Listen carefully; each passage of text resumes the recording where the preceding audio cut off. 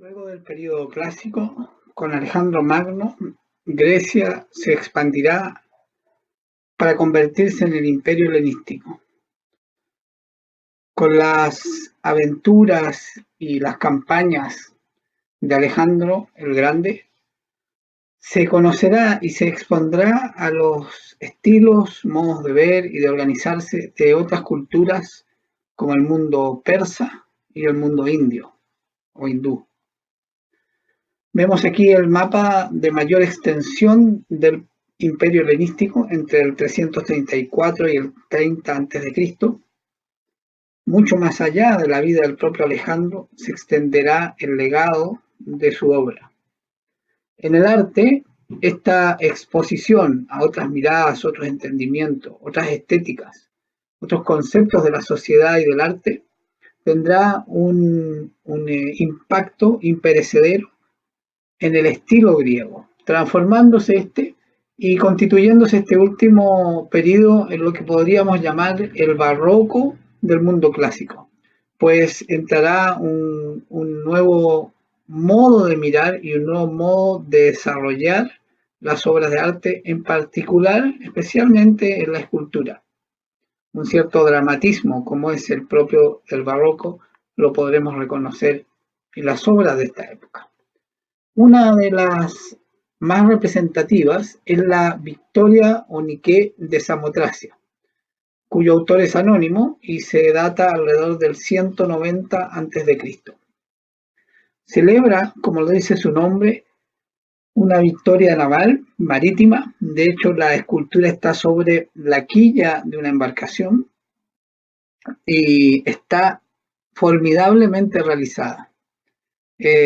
Sus dimensiones, su trabajo técnico, nos hablan de una capacidad ya muy elaborada, que ha superado esas limitaciones como las del doríforo o el discóbolo, y ya no requiere artilugios para poder autosustentar a la escultura, aún arriesgándose a propuestas de desarrollo temático y formal tan avanzadas como estas inmensas alas, además de los brazos que habría tenido originalmente esta escultura. Persiste el trabajo con el ropaje, pero ahora ya no es parcial, está allí por todo el cuerpo, con el viento además, moviendo los ropajes, generando contrastes de claro oscuro, generando también un dramatismo general en la obra, esta característica que hemos denominado de barroca, como una de las constituyentes del arte helenístico griego. Se deja atrás el equilibrio detenido en el tiempo para entrar en el desarrollo de temas con una fuerte carga emocional.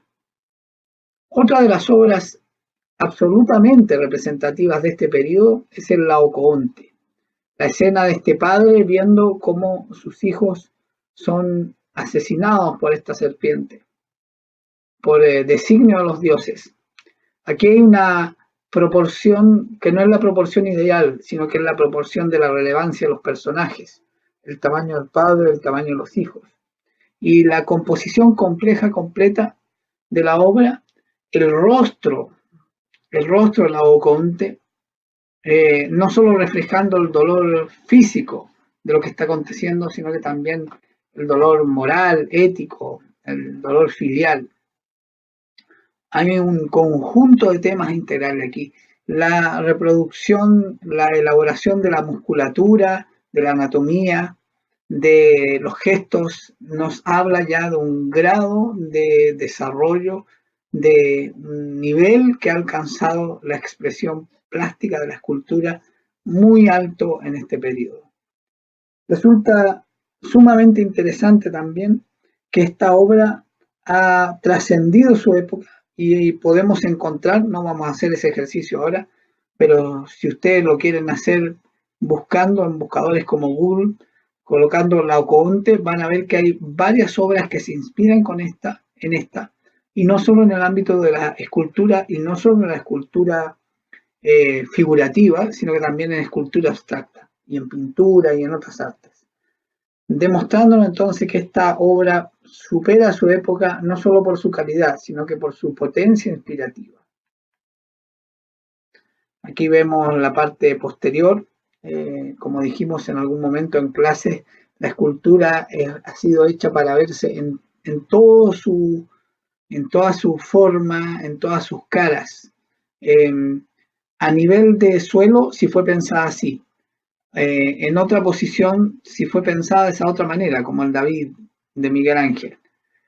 Las únicas esculturas que no son pensadas para que las rodeemos para poder apreciarlas completas son las que se encuentran ubicadas, asociadas a arquitectura y que están ubicadas en nichos, por lo cual nosotros solo podemos ver la parte frontal de ella. Pero en general, para apreciar una escultura debemos rodearla. Y aquí podemos ver cómo no hay un deseo por mostrar formas ideales, sino que por mostrar la realidad, con todas sus contorsiones, con toda su naturalidad también. Lo que se ve de manera portentosa en el frontis se ve de manera mucho más portentosa en términos de las tensiones reales, en todo caso, que allí se ven, sino que esto ahora en la parte posterior de la escultura adquiere todo el nivel simple de la humanidad. Aquí ya no están los rostros, no están las serpientes en la misma preponderancia, no están los juegos con el ropaje, igual se ha simplificado, es mucho más mundano, podríamos decir, lo que ocurre aquí. Es como la vida misma, ¿no? Hay distintos estados que confluyen en los momentos especiales de tensión, en los momentos más fuertes de la vida, y de este modo la obra también lo refleja, viendo como las dos caras, ¿no? Dos formas de ver el mismo episodio.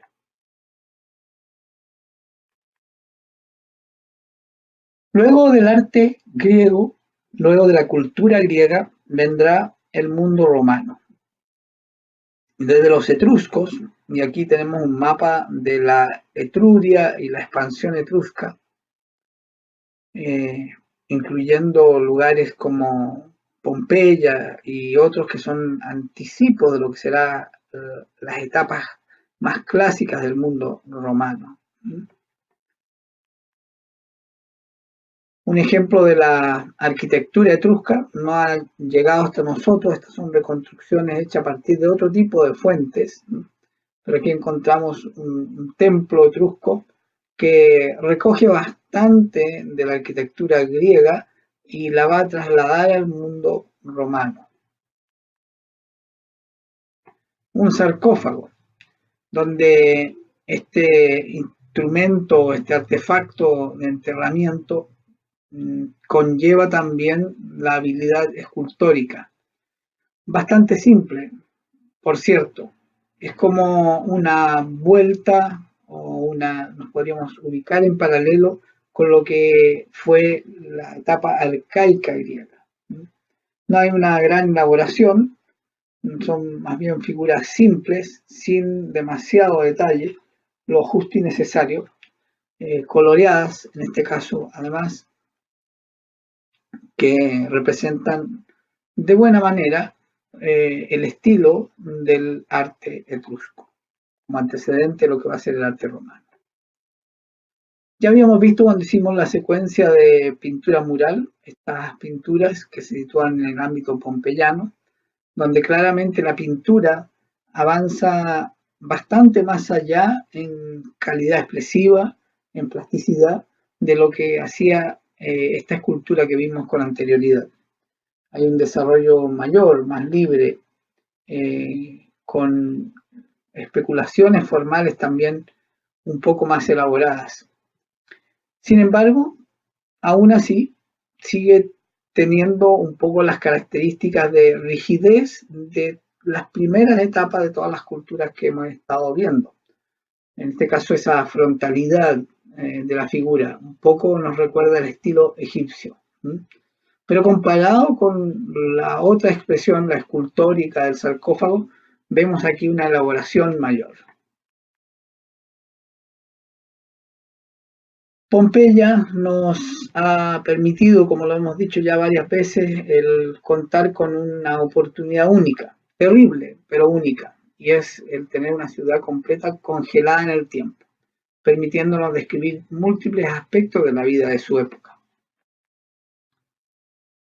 Aquí vamos a ver un video que reproduce un poco lo que ocurrió ese 24 de agosto del año 79 en Pompeya con la erupción y estallido finalmente del volcán Vesubio.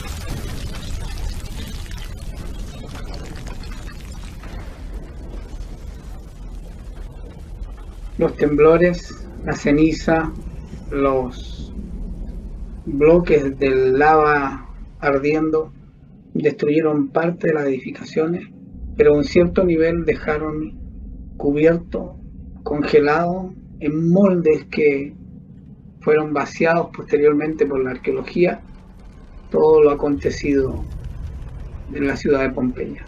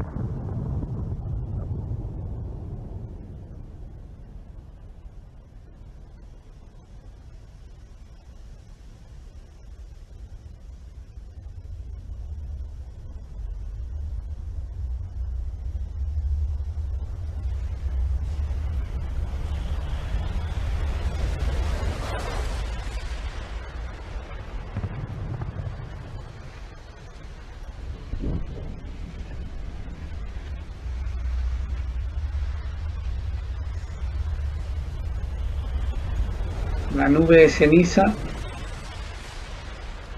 una verdadera avalancha que sobrevino sobre toda la ciudad, lo cubrió todo y dejó congelado en el tiempo, lo que luego la arqueología traería a la luz.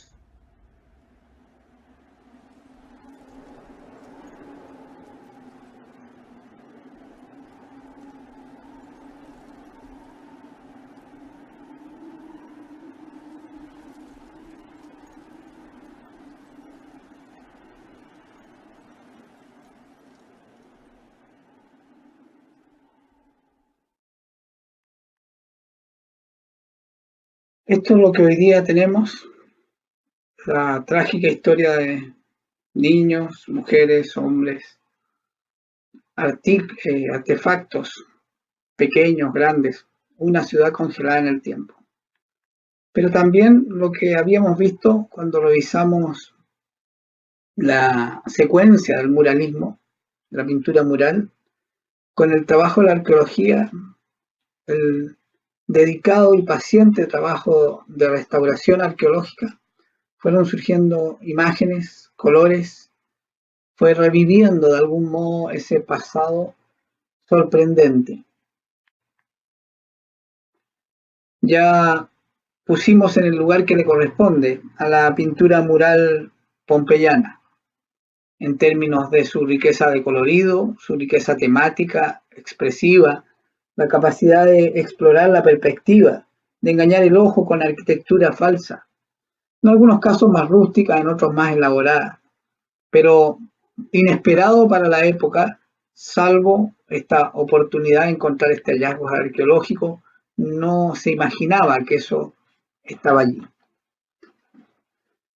Coloco esta obra, es de otra época, es del barroco italiano, la saco a la luz gracias a la exposición que el año pasado, en 2018, el Museo Bauriza organizó con una selección de las obras de la Pinacoteca Viña del Mar, el Palacio Vergara, y entre esas obras estaba esta formidable obra de Guido Reni titulada Lucrecia y Tarquino.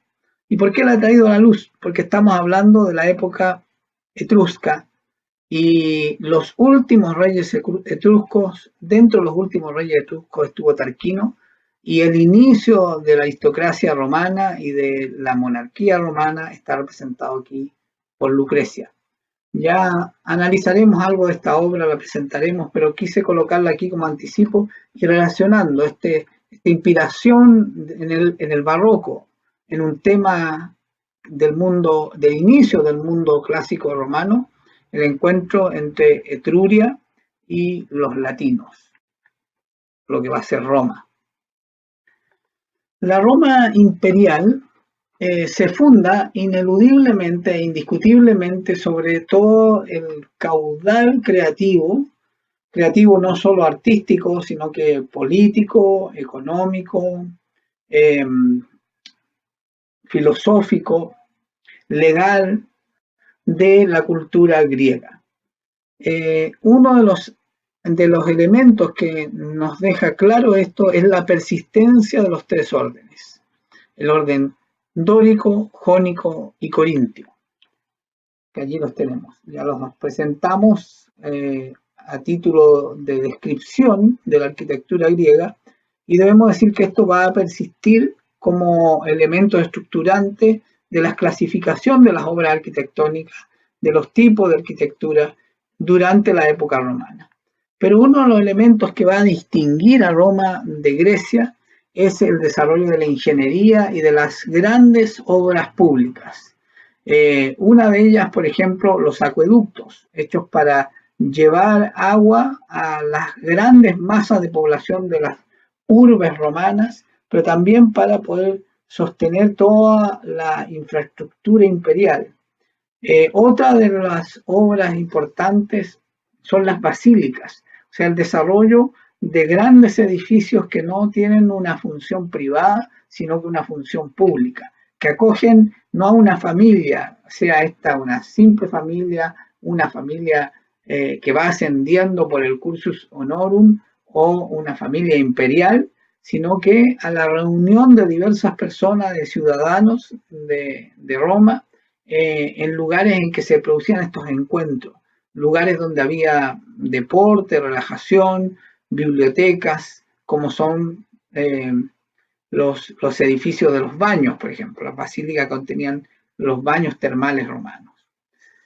Las vías de comunicación, las famosas vías romanas y toda la arquitectura con importantes visos de desarrollo ingenieril y de capacidad también administrativa, la capacidad para organizar, como dice este esquema, organizar estas obras a gran escala, de gestionar y administrar el financiamiento público para estas grandes obras, para los monumentos y el desarrollo de el arco de medio punto, la cúpula autosoportante y de materiales tan importantes como el hormigón y la inclusión incluso del vidrio, tejas, mosaico, madera, o sea, materiales diversos.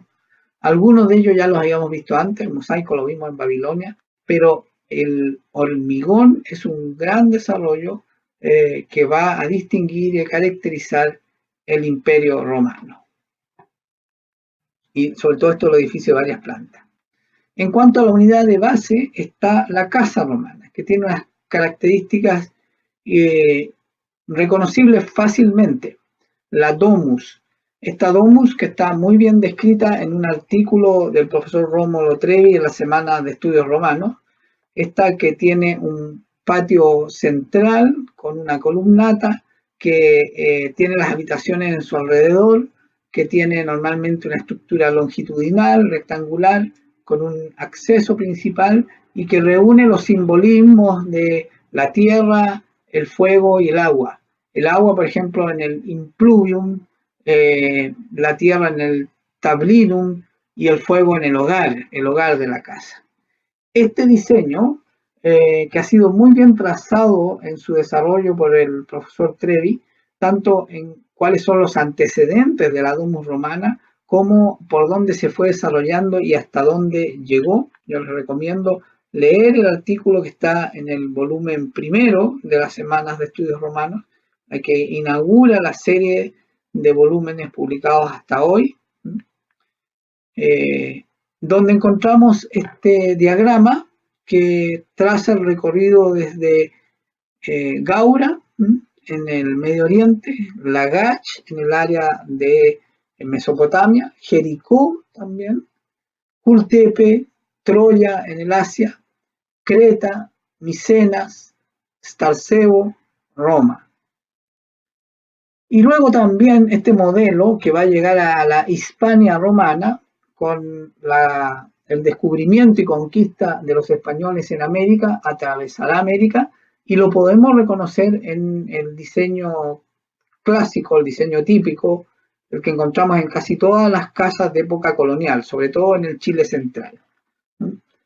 Si vemos el trazado, la planta de estas casas del Chile colonial, veremos que responden con bastante exactitud a la estructura de la domus romana. Las grandes edificaciones, dijimos ya, son la característica principal del Imperio Romano. No nos vamos a referir a todas las expresiones artísticas, porque este es un panorama sinóptico, una mirada general para que nos podamos ubicar en el proceso de desarrollo de las artes en los distintos periodos y lugares, para tenerlo como contexto cuando entremos a los temas monográficos. Uno de estos grandes hitos arquitectónicos es el Coliseo en Roma, edificado entre los años 72 y 80 después de Cristo.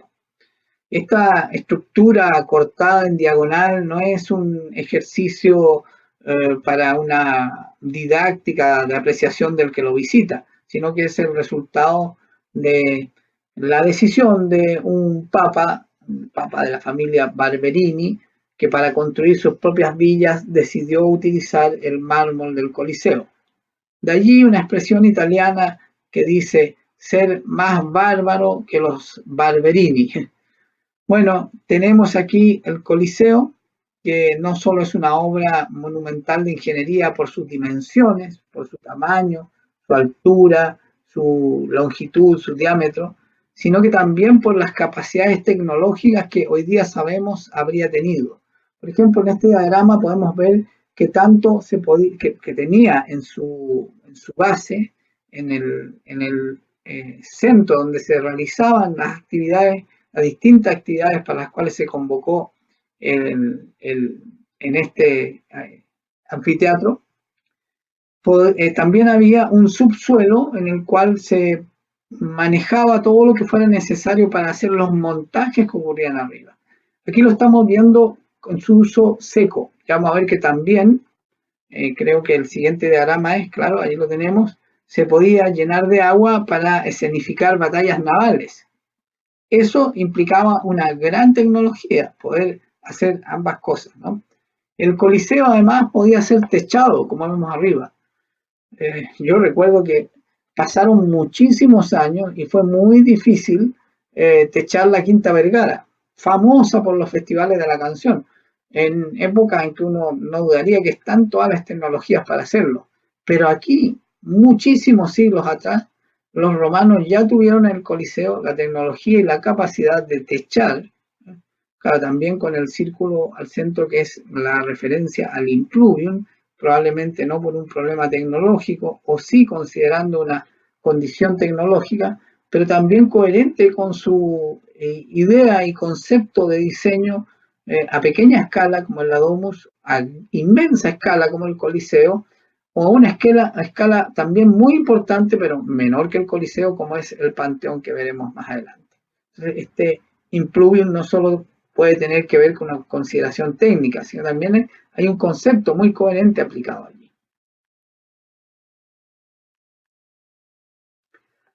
Junto con esto, los romanos tomaron elementos arquitectónicos estructurales como el arco y lo convirtieron en un monumento. Este arco no soporta nada, no cumple una función estructural, cumple una función monumental. Eran monumentos erigidos al triunfo de los emperadores o de generales muy importante en la expansión del imperio. Se volverá, de hecho, un monumento que será utilizado en etapas posteriores durante mucho tiempo. Célebre es el Arco del Triunfo en París, que primero fue edificado para conmemorar la instalación de la República, pero luego también fue utilizado con una doble intencionalidad política en el manejo de masas que tuvo con muy buena pero perversa asesoría Adolfo Hitler, y cuando él toma París para humillar a los franceses, hace desfilar a todas sus tropas a través del Arco del Triunfo. doble humillación, primero la de la derrota y luego la simbólica de pasar por este arco triunfal. En el mismo Valparaíso, cerca de nuestra Universidad Católica, está el Arco del Triunfo donado por la colonia británica, en plena Avenida Brasil, que también es un monumento. En este caso es el Arco de Constantino, el emperador que en el triunfo contra sus contrincantes por la posición de emperador en la batalla del Puente Milvio, declara además, junto con que ese sea el momento más importante en su carrera política, porque el que le va a permitir entronizarse solo en el cargo de emperador, en la posición de emperador, va a desarrollarse esta historia asociada a él respecto a la fe cristiana, finalmente siendo él quien legalice o hace religión oficial, no única, pero religión oficial al cristianismo en Roma, entregándole el derecho a usufructuar de edificios, a tener beneficios tributarios, etc. Este es el arco de Constantino en una visión más cercana. Como buen elemento monumental, también tiene una connotación propagandística, tanto en el texto como en las imágenes. El objetivo de este arco, como de los otros también, era ensalzar la figura de a quien estaba destinado. En este caso, el emperador Constantino. Podemos claramente distinguir que esto es una fuente para la historia de Roma.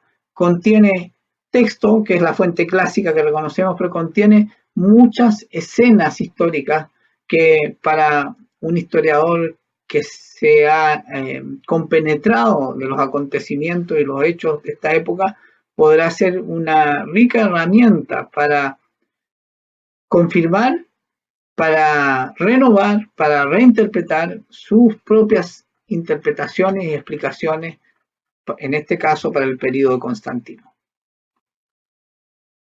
Aquí vemos una pintura del Renacimiento, realizada entre 1517 y 1524 por Giulio Romano, que es la batalla del Puente Milvio, y ahí vemos al centro con esta armadura dorada y corona a Constantino avanzando para la conquista, y aparecen los símbolos de la cruz detrás de él, que representarían entonces esta mitología respecto a su adscripción al cristianismo, aunque hoy sabemos que Constantino se hizo cristiano en su lecho de muerte y no fue propiamente cristiano, sino que él se convirtió al arrianismo, una de las vertientes herejes del cristianismo original. El otro edificio que mencioné fue el Panteón de Roma, el Panteón de Agripa, edificado entre el 118 y 125 después de Cristo. Lo más importante, bueno, aquí encontramos algo curioso porque se van a utilizar dos tipos de planta. Una que ya no era muy utilizada, que era la planta circular, junto con la rectangular. El frontis es como un clásico edificio greco-romano, pero la parte central del panteón mismo es como un tolos con planta circular. Sin embargo, lo que queremos destacar, antes de destacar lo que quiero enfatizar respecto a la ingeniería, es sugerirles y mencionar la formidable novela histórica escrita por la escritora Marguerite Yourcenar. Repito lo de novela y lo de escritora porque esto es un texto literario, pero que inaugura un género nuevo.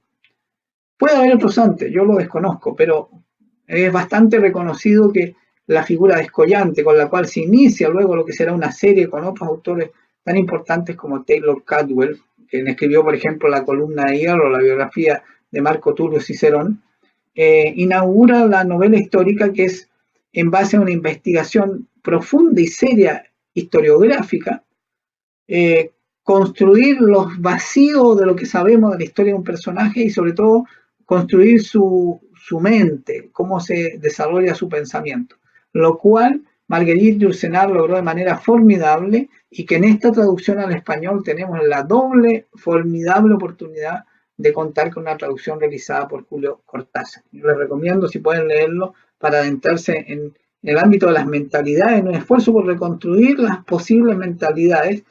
Es una apuesta, una especulación, pero una especulación que no se hace desde la nada, no se hace desde la inspiración, sino que desde la investigación histórica.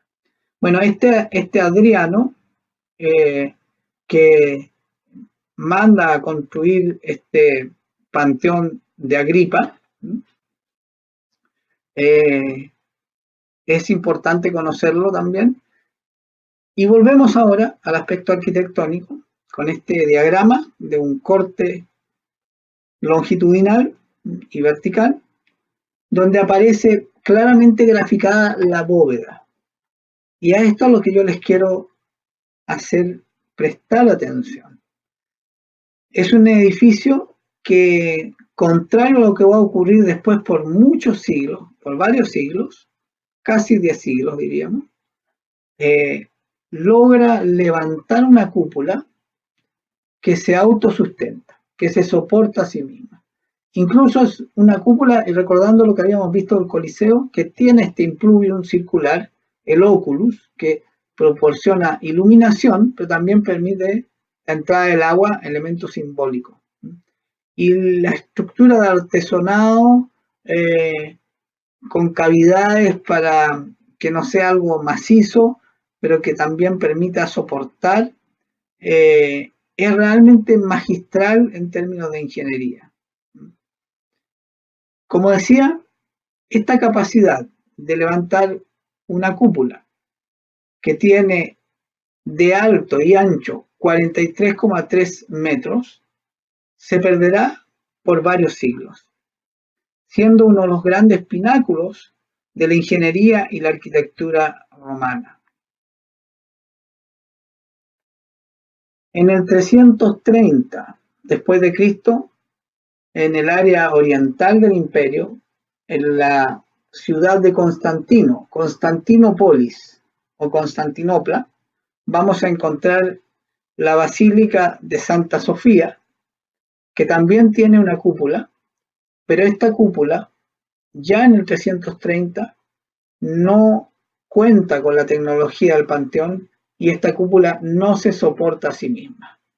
Por eso tiene que, a través de estas pechinas y muros gruesos de contrafuerte, ser soportada. Vemos estos como dos grandes pilares laterales al lado de la cúpula central y luego estas medias cúpulas con como otros casi arquítrabes, como serán en el gótico, con nuevos pilares que son los muros, y luego unas naves laterales, unas terceras naves laterales con nuevos pilares que son los propios muros para ir en la horizontal haciendo fuerza hacia el centro para sostener la cúpula pesada que no se soporta a sí misma.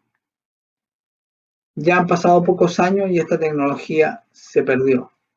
Ahí tenemos la planta de Santa Sofía, un edificio de grandes proporciones, pero con esta dificultad de haber perdido la capacidad de erigir una cúpula que se autosoporte y por lo tanto mucho de la solución, entre comillas, arquitectónica tuvo que ver con la necesidad de soportar la idea y determinante finalmente, porque podría haberse optado por otra cosa, de contar con esta cúpula coronando la obra. Será recién en el 1296, casi el 1300, y casi los 10 siglos que yo mencionaba, en Santa María dei Fiori, en Florencia, que se volverá a construir una cúpula que se soporta a sí misma. Y es la que estamos viendo allí en el remate de la nave principal. Ahora tenemos una vista desde arriba, desde el cielo, y ahí está el nombre del gran arquitecto del Renacimiento italiano, autor de esta obra como de muchas otras, Filippo Brunelleschi. Hay un esquema general, esta cúpula fue hecha con ladrillos, ¿no? recuperando, pero reinventando también las tecnologías que hacen posible levantar una cúpula que no requiere contrafuertes y muros muy gruesos y varias bóvedas y naves laterales para poder soportar efectivamente la estructura de la cúpula, sino que es ella misma la que se soporta a sí misma, valga la redundancia.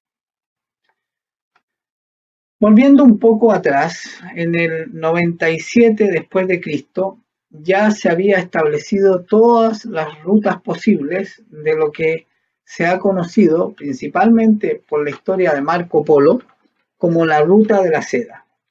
Aquí podemos ver de que esta ruta no era una, sino que eran al menos dos grandes posibilidades de recorrido, uno terrestre y otro marítimo, y dentro de eso podríamos distinguir en términos generales 5 grandes rutas, 3 terrestres y 2 marítimas.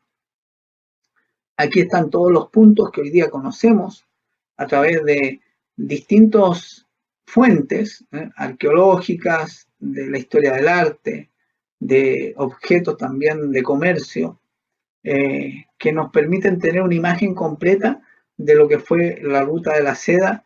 Y si ustedes se dan cuenta, esta ruta comienza en el extremo oriente, en Xi'an o en Calcuta, pero en Calcuta en realidad no es que comience, sino que llega hasta allí desde el extremo oriente chino, o desde Cantón, la ruta marítima, pasando por Ceilán, el sur de la India, hasta el estrecho de Hormuz o al Mar Rojo, pasando por los dos grandes imperios, grandes pero pequeños al lado de los realmente grandes, como el chino y el romano, los imperios Parto y Kuchán, o los reinos Parto y Kuchán, hasta llegar al mundo romano, incluso a Roma misma.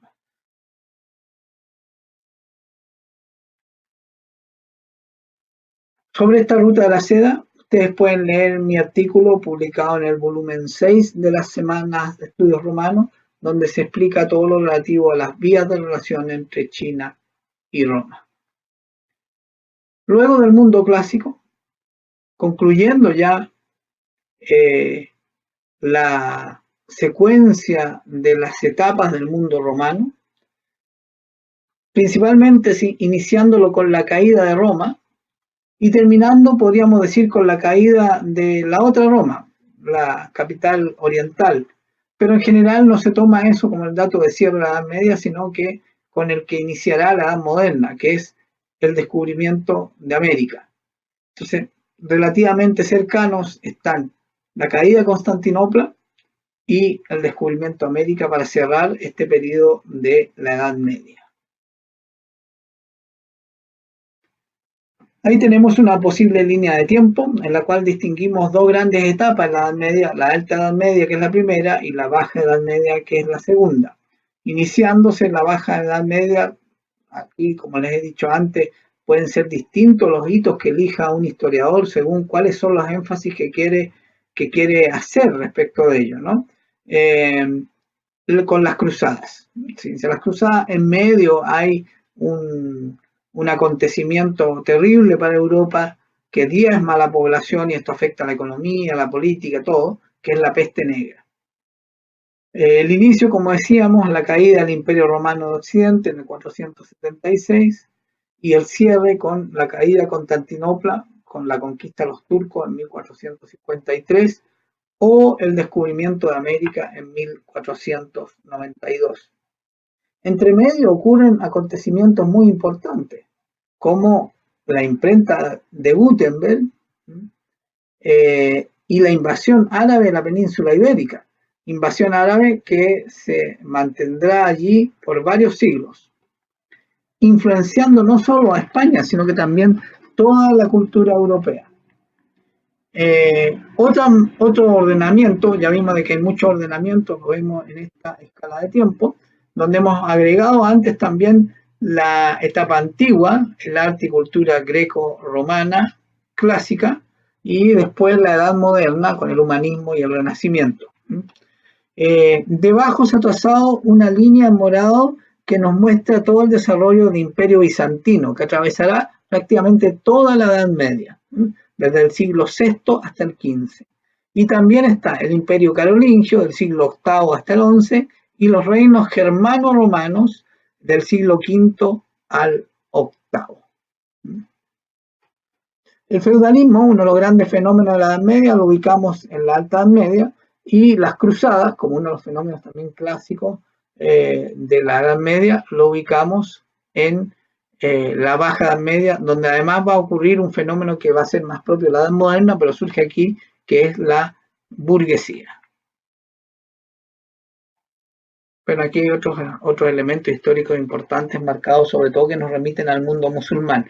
Nosotros no nos vamos a referir a él en beneficio del tiempo, que no podemos dispersarnos tanto, pero aquí por lo menos lo mencionamos: la muerte de Mahoma, los musulmanes que invaden España y se quedan allí, como decíamos, varios siglos dominando la península ibérica, pero influenciando culturalmente a toda Europa. En términos de mapas, acá podemos ver la extensión del Imperio Bizantino o Imperio Romano de Oriente, que sería uno de los elementos que marcan el fin de la Edad Media con la caída de Constantinopla.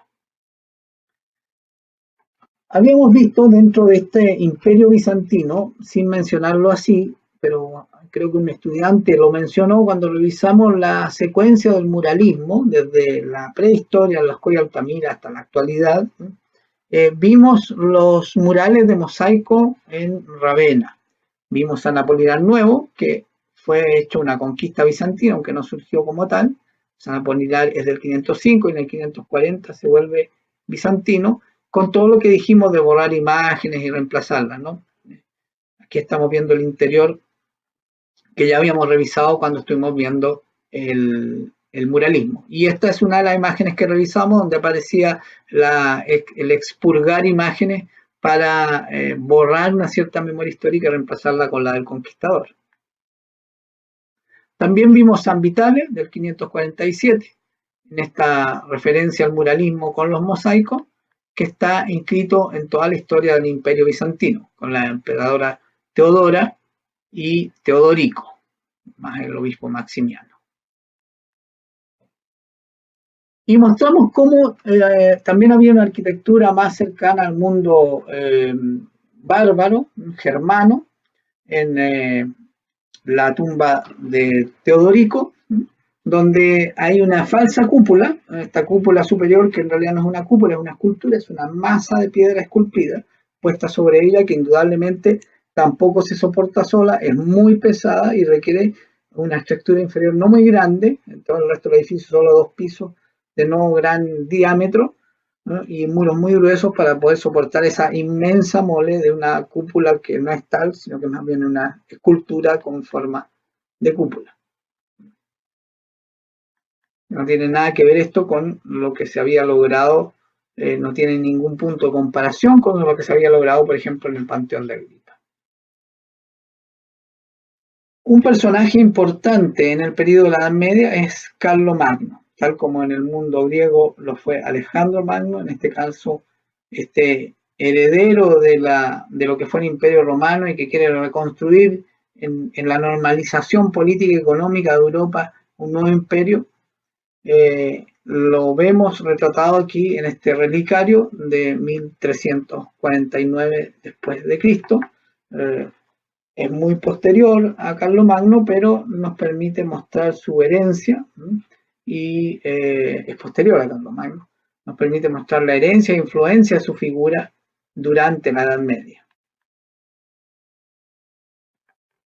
El tipo de arquitectura de la Edad Media, y partiendo aquí en un edificio importante relacionado con Carlomagno, desde el cual él gobernó, que es el Palacio de Aquisgrán, va a abrir lo que conocemos como románico, una arquitectura que más bien fue simple en su expresión arquitectónica, con fuertes características defensivas, con muros gruesos, ventanas pequeñas, tratando de garantizar también el autosustento, con espacios no solo de habitación, sino que de producción para poder sobrevivir si eran cercados, ¿no?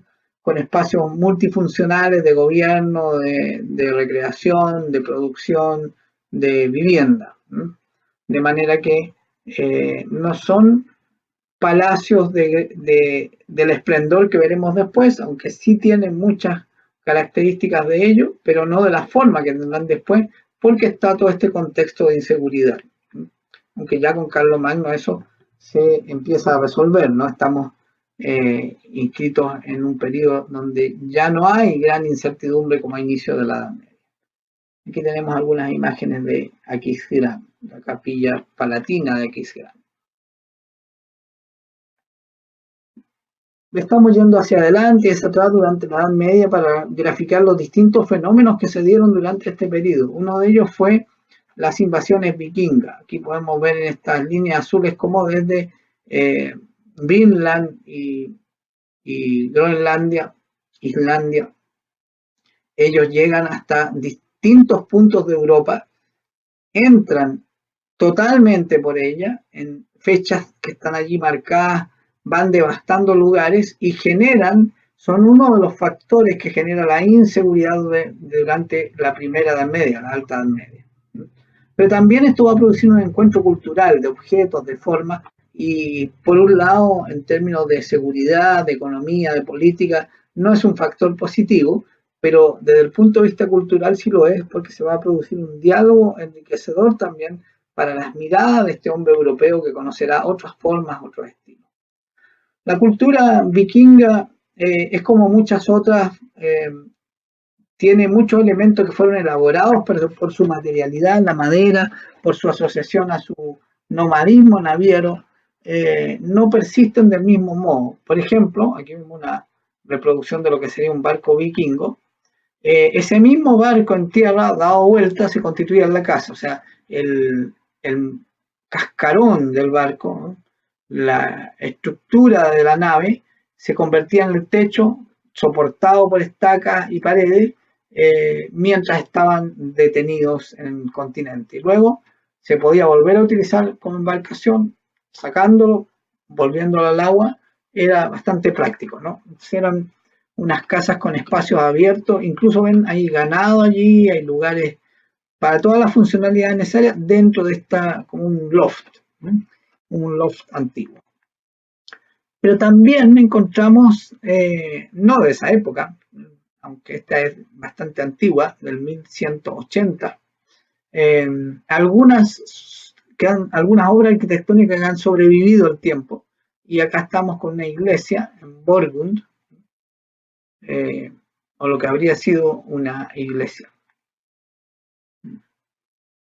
No sé si ustedes lo encuentran, pero hay una gran similitud también al tipo de arquitectura de Chiloé, por el modo de usar la madera, el modo constructivo, con la misma eficiencia, porque esto tiene ya varios siglos y sigue allí en pie.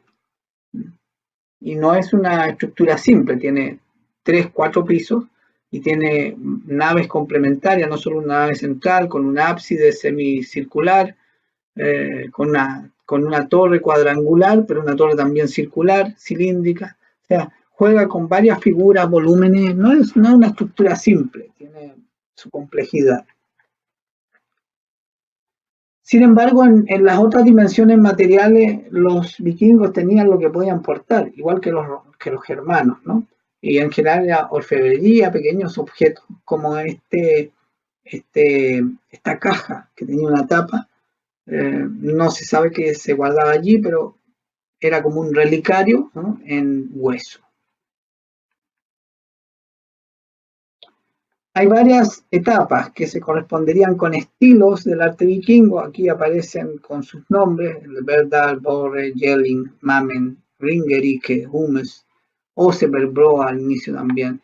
Entonces, cuando encontramos los objetos, normalmente han ido siendo clasificados en torno a estos periodos del desarrollo cultural del mundo vikingo. O sea, encontramos cronología, encontramos una serie de desarrollos que a veces no nos mencionan, porque solo se caricaturiza casi incluso la relación de los vikingos con la historia como una relación de bárbaros que acechan.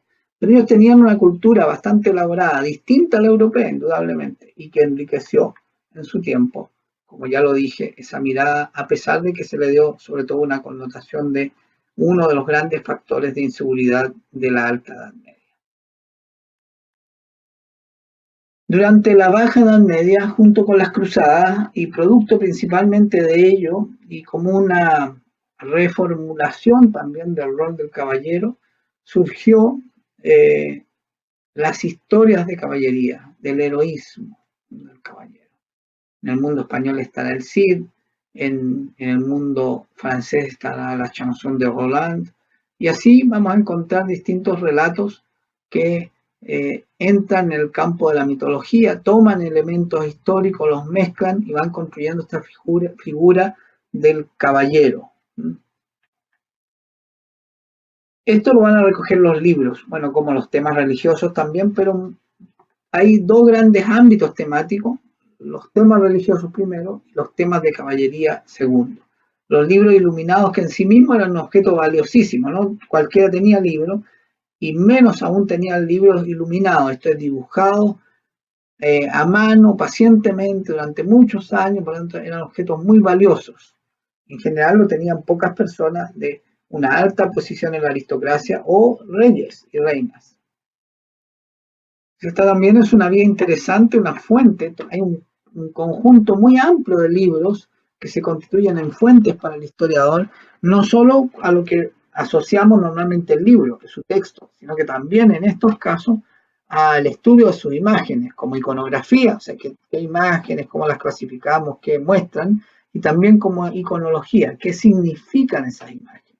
Porque no solo representan lo que es evidente, lo que se ve, sino que también hay un significado simbólico, místico o de otro orden iniciático detrás de ellas.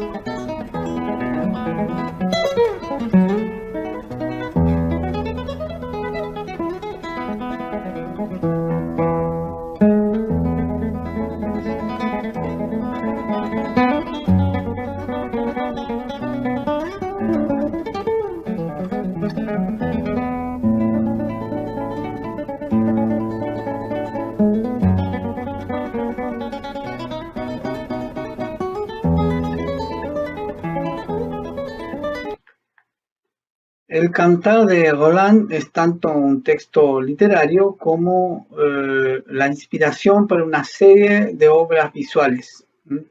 Dentro de ellas, una gran obra visual es el tapiz de Bayeux del siglo XI, un tapiz de más de 50 metros de largo, que contiene todo el relato de la Chanson de Roland. Los libros, dijimos, no solo entonces tenían una connotación de texto como fuente, sino que también traían una imaginería, literalmente imaginería, porque contenían imágenes con las cuales se construía un relato. Uno de esos textos importantes, siendo los evangelios el texto, las imágenes que contiene son una fuente fundamental que nos remiten a la riqueza de las bibliotecas de la Edad Media. Recomiendo la novela de Umberto Eco, una novela de investigación también histórica, El nombre de la rosa, que siendo un thriller policial sobre la investigación de un asesinato, nos muestra el ambiente de los monasterios y las bibliotecas de la época. La que se ha denominado una época oscura, terrible, como la Edad Media, la verdad es que no lo fue. Sí tiene visos, hay cosas que son propias de las contradicciones humanas, de los intereses del poder. Pero la Edad Media fue la época de las universidades, de las bibliotecas, de un desarrollo importante cultural y económico como el monasticismo y otros tantos procesos y fenómenos que ocurrieron durante esta época.